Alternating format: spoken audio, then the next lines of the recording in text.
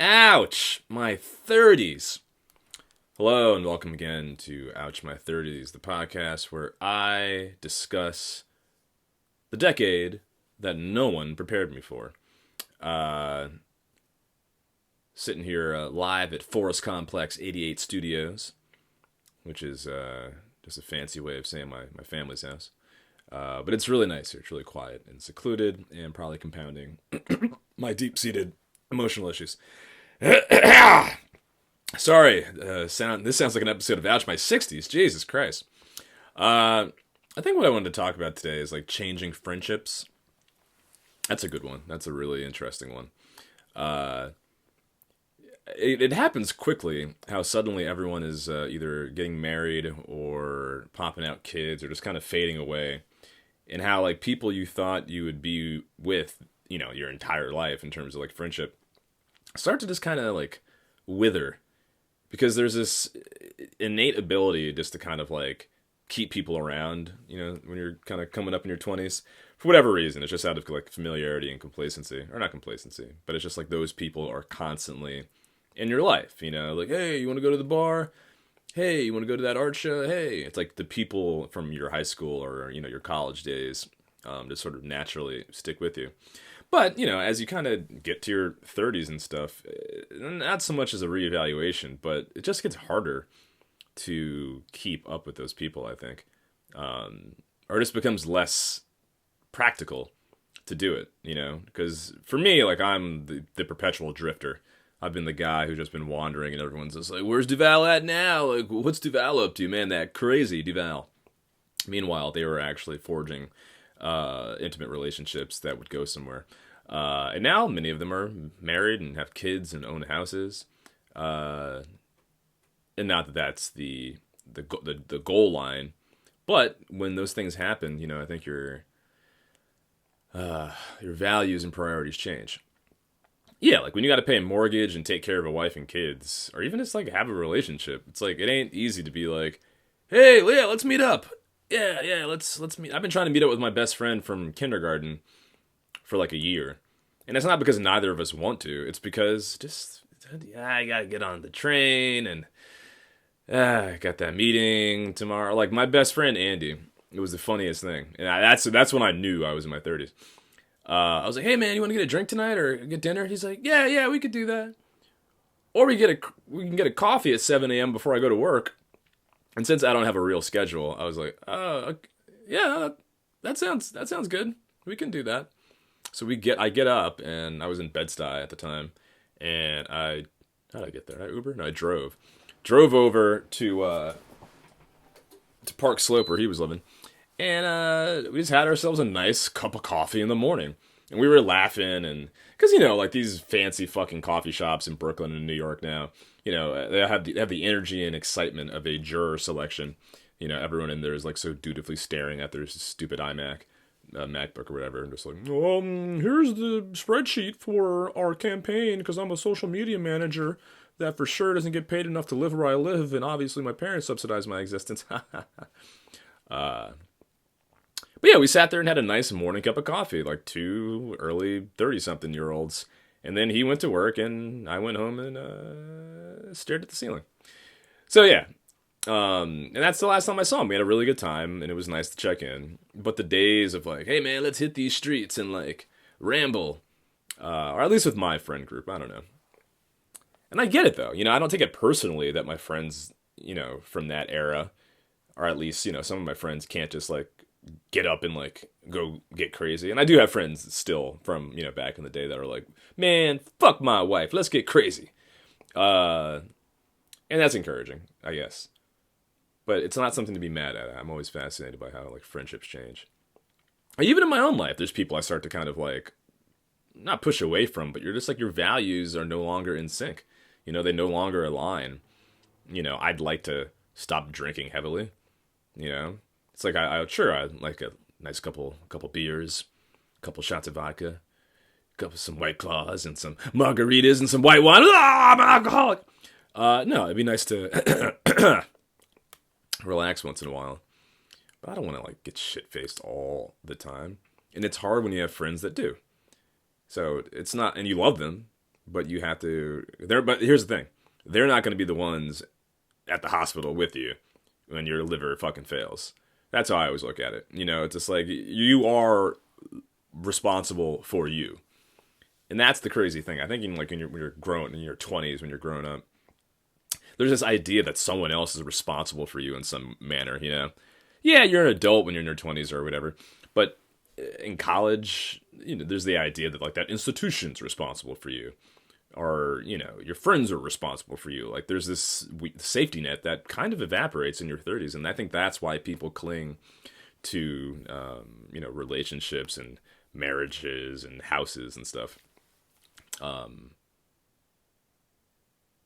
at this time in our lives, because that protective net, that idea of security, social security, not the system that's not going to exist by the time we're old, but the idea of that actual, social safety net kind of evaporates if you don't nurture it or keep weaving the threads that strengthen it.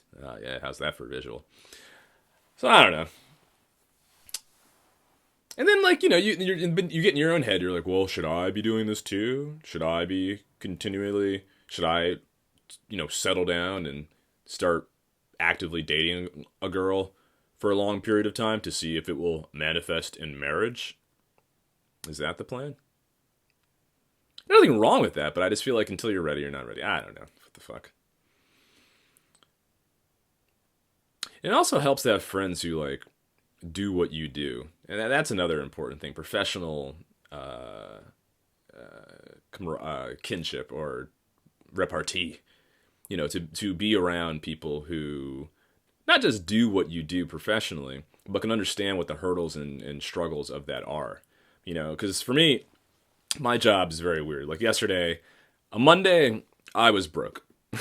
Monday, I had no fucking money. Then I got an email saying, hey, from this client that I do copywriting for. They're like, hey, can you write this campaign? I was like, yes. And then I had my bills paid for 2 months, which was nice. But there are people who look at me and they're just like, what does Duval do all day? And the answer is not a lot. I'll either do a voiceover, or I'll do some copywriting, or I'll collect some checks for my book, How to Manage Your Girlfriend's White Coat. But other people have to get up and go to a 9 to 5, and that creates an incongruency in terms of how you socialize with these people, because bitter, resentment can build up because they look at you and they're like, man, you don't work as hard as I do. I work so hard, blah, blah, blah. Or vice versa. Just like, man, you got it easy. You just got to get up and go to a place and come back. And over time, unless people are very genuinely happy with their professional lot, it can create a difficulty with how you socialize with people. God damn it. A lot of phlegm. So that's a tricky thing. But at the same time, you don't want to just be around people who do what you do, because that's limiting. I swear to God, I apologize. Let me get some coffee down. Get a little coffee. Yeah, are you listening to this? Drinking some coffee? Drink some coffee. There it is. Yeah, because it's just having people around you that understand what your professional struggles are is super important. But if you just stay around those people, you'll become a fucking loser. The amount of like sales dudes that I come across, like taking like the Metro North or something, these guys are like, oh yeah, you get stuck in that lingo and that mindset, and it becomes your entire world, and you become such a lame person. These guys with these like ill-fitting Men's Warehouse suits sitting, facing the wrong direction on the Metro North, heading back to Scarsdale. They're just like, listen, I talked to the guy and I say, hey, look, it's no ham sandwich. If he's gonna break balls and he's gonna nickel and dime me, he's gonna try to nickel and dime me, I'm gonna tell him, hey, look, it's no ham sandwich. But between you and me, not for nothing, hand to God, look, it is what it is. So don't become that guy. That could be very, very not good. By the way, The Irishman is not a bad movie, but for like what's supposedly a masterpiece in like the seminal movie of these elder statesman actors, for it to be hinged on a line that goes, "It is what it is," I don't know. I feel like it could be. We could do a little better, Marty Scorsese. It is what it is. That's the entire fucking movie. All right, and again, I enjoyed it. It's fun, but it is what it is. That's the best we can do. Old Bobby De Niro, Al Pacino, Harvey Keitel, Joe Pesci, and Marty Scorsese. I want to come across Marty Scorsese and call him Marty to his face, like at a restaurant in New York City, and have his like Goombas like tackle me or something. Not like to try to attack him, but just like I walk by and say, "Hey, Marty, Marty, it is what it is." And then have those fucking Italian gangsters just be like, "Hey, who's this fucking Julian eggplant talking to you like that? Hey, I don't like him, hey!" I'm just assuming they'd be wildly racist. But, come on, let's be honest. Actually, Robert De Niro has got himself a very black wife.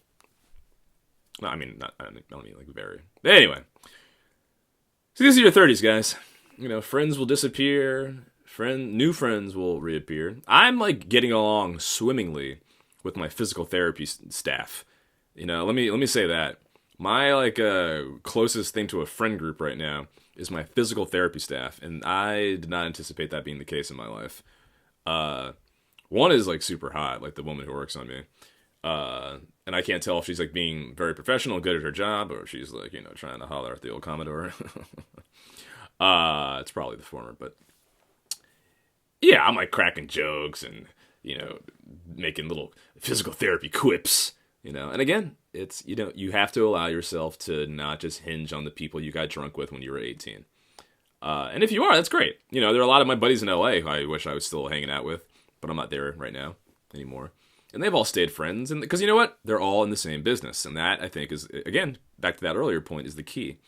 You know, these dudes who I met in college, 14 years ago, are all, for the most part, still buddies, still working in film and TV and producing, and that fills in the blanks of like not just like having the memories of alcohol to kind of bind you together. So yeah, it's interesting. But for those of us that are like weird freelancers or artists or creatives that don't have that sort of linear professional track, it gets harder to find people in your older age that whose values you align with. I don't know.